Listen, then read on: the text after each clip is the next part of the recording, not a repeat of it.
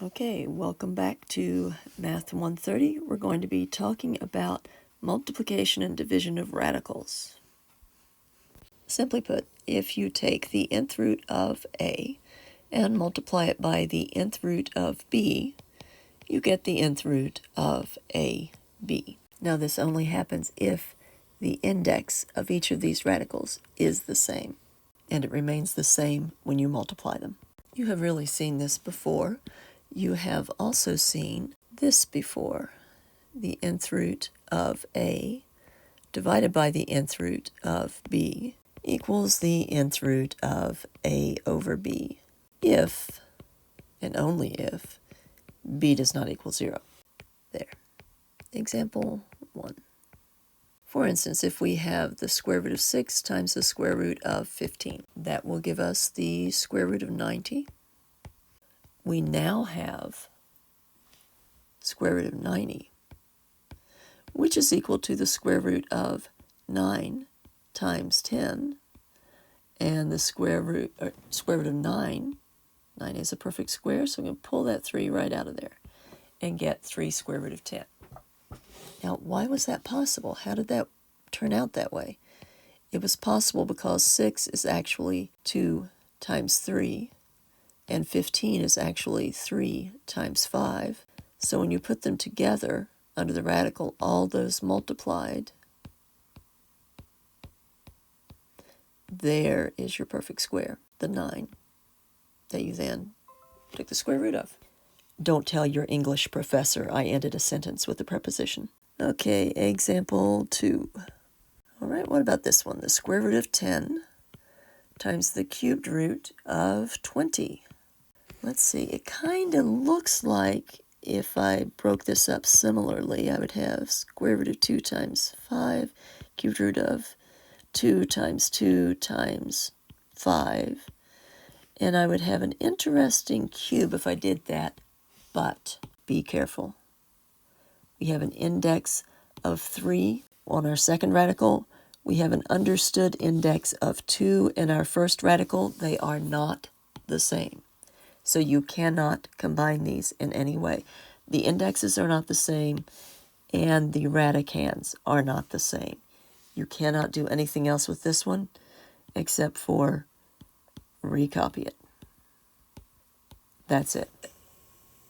Okay, some of you are saying, well, wait. What about the case where you have something like the square root of 2 times the cubed root of 2? Can't you do something with that? The answer is yes, you can, because you can convert this to exponential form, and then you have the same base, so you can add the exponents. And when you do that, you need to find a common denominator. So that common denominator would be 6. You would get 2 to the 4th 6, which you can reduce to 2 to the 2/3. All right, but the only reason we could do all of that work is because we had the same base. Okay, without that same base, it will not work. If we tried that with our example 2, it would look like this. The square root of 10 times the cubed root of 20. If we put them into exponential form, we'd have 10 to the 1/2 times 20 to the 1/3. We do not have the same base. Because we do not have the same base, we can't do anything with it. We cannot do that multiplication. Okay, example number 3. I'm going to quit writing the EX dot. Okay, the cubed root of 6 times the cubed root of 4. That's going to give us the cubed root of 24. Okay, are there any perfect cubes within 24? 8 times 3. So the cubed root of 8, we can take the cubed root of 8. That's equal to 2. So we have left 2 times the cubed root of 3. Example 4. Let's look at the 4th root of 8, x to the 5th, y squared, times the fourth root of 4xy to the 7th. And let's see what that could be equal to.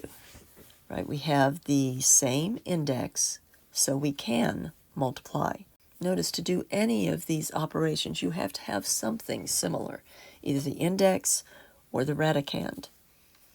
Okay, so if we do this multiplication, everything goes under that index of 4. So we're taking the fourth root of 4 times 8 is 32.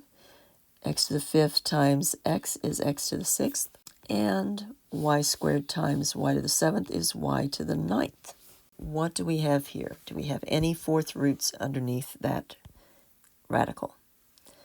Well, let's see. Fourth root of 2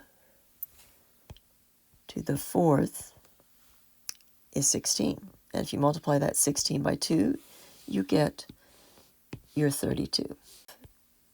X to the 6th, it can become x to the 4th times x squared. And y to the 9th can become y to the 4th times y to the 4th times y. Okay, and we can pull all of those things out of there. Another way you could do it, I'll show you in just a minute. Well, let me go ahead and put it over here. We could do the fourth root of 2 to the 4th, x to the 4th, x squared, and y squared to the 4th. Because either doing this multiplication, and then we would have to multiply by another y, either by multiplying those exponents or by adding these exponents. Remember, there's an understood 1 with that y. Either way, we get back to our 9. Need to keep that y over there. Either way you look at this, you are going to wind up with the fourth root of 2 to the 4th is 2. The fourth root of x to the 4th is x. The fourth root of y to the 4th is y. And again, the fourth root of y to the 4th is y. So we did this one also. And everything that is left, the 2, the x squared, and the y, cannot be removed from that fourth root. So they still have to remain underneath here, 2x squared y. And then we can do the multiplication on the outside. 2 times x times y squared times the fourth root of 2x squared y. You could do a little more manipulation with that, but I'm done with that for now. Okay, let's move this stuff out of the way. And let's go on to a little more complicated multiplication. Let's see what happens when you have a factor of 2 times 5. That's one term. It is a factor. But the other factor, which we're using to multiply, is this. The square root of 15 minus 3 square root of 3. So we have a monomial times a binomial. This is a binomial because you have an addition or a subtraction between the terms. Okay? But we talked about this being just like you had variables, right? So if you had like x, y, and z instead of those radicals, you would know just to distribute, right? You would distribute this 2x to everything inside the parentheses. So that's what we're going to do with the radicals. This is going to be a distribution that I'm performing.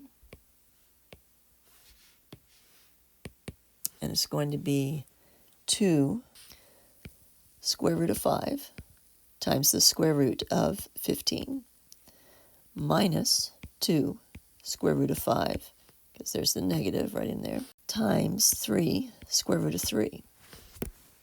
So if we do those multiplications, we get 2 times the square root of 5 times 5 is 5, carry 2, 75, minus 2 times 3, that's 6 square root of 15. Okay, here's an aside for some of you who may have noticed something.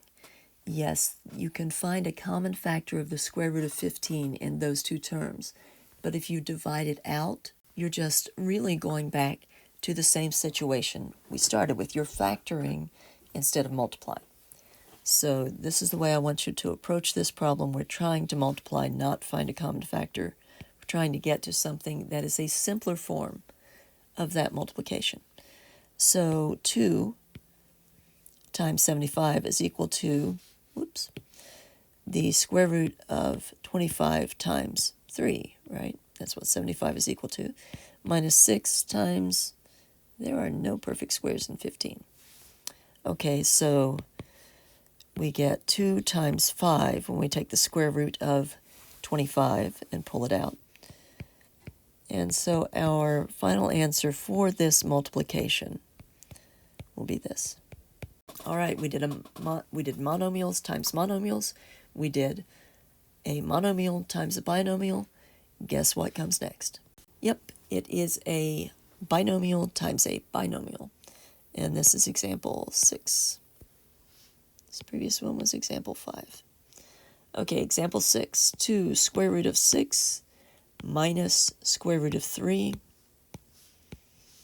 times 3 square root of 6 plus 2 square root of 3. Okay, we have a binomial times a binomial. They are binomials because there is an addition or a subtraction sign between the terms. Okay, and to do this, I have to distribute, just like I would if they were variables. Distribute every term in the first binomial and multiply it by every term in the second binomial. Or, as some of you may remember it, FOIL, first, outer, inner, and last. So we have 2 square root of 6 times 3 square root of 6. Both of those are positive. And then we have a positive 2 square root of 6 times a positive 2 square root of 3. Okay, and then we have a negative square root of 3 times a positive 3 square root of 6. And then we have a negative square root of 3 again times a positive 2 square root of 3. Okay, times 3 is 6. And look at this, we have 6 squared. I'm going to do this in another step. You could go ahead and go on to the next step if you wanted to at this point. Plus 2 times 2 is 4. And then I have square root of, 6 square root of 3. And next I have this negative 3 square root of 3 times the square root of 6. And then I have a negative 2 times the square root of 3 squared. Okay, so that becomes 6 times 6 plus 4 square root of 18 minus 3 square root of 18 minus 2 times 3. Okay, so this becomes 36. And I'm going to have like terms here. I don't have any radicals in either of those, so I'm just going to move this over here to become a negative 6. And then I have these like terms. They both have square root of 18s. So that'll give me 4 square root of 18 minus 3 square root of 18 equals 1 square root of 18. So 36 minus 6 is 30, plus the square root of 18. Are we done? Not quite. This 18 is equal to, okay, so think of it this way, square root of 9 times 2. Okay. That means that this is actually equal to 30 plus 3 square root of 2, and done.